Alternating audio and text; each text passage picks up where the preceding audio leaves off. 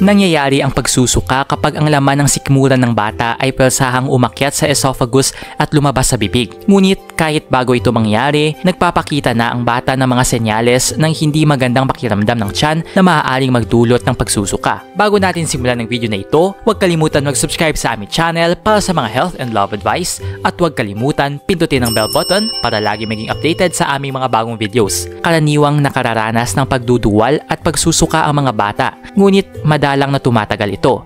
Sa paglipas ng oras, nawawala na ang pagduduwal at pagsusuka nang hindi na kailangan ng gamutan. Narito ang ilang sanhi at dahilan ng pagsusuka ng bata. 1. Gastroenteritis.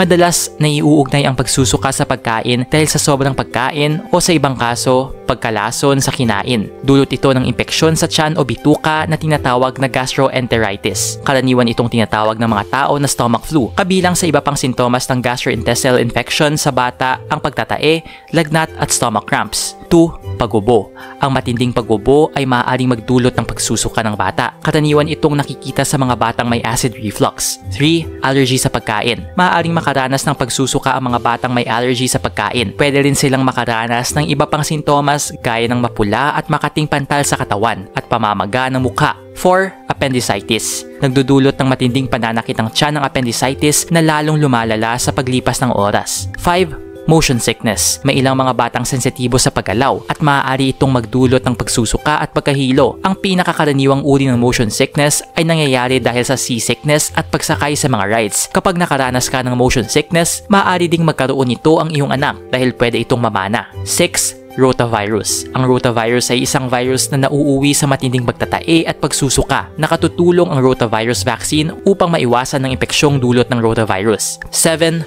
Overeating. Sinasabi ng mga doktor na ang sobrang pagkain o pagkain ng masyadong mabilis ay maaari maging sanhi ng pagsusuka ng mga bata dahil sa pagkabigla ng tiyan o pagiging masyadong maraming laman nito. 8. Ingestion of toxins. Ang pagkonsumo o exposure sa mga nakakapinsalang sangkap tulad ng mga produktong panlinis o gamot ay maaaring magdulot ng pagsusuka. Nag-enjoy ka ba sa video ito? Please hit the like button and subscribe sa aming channel para sa iba pang video tulad nito. Salamat sa panonood!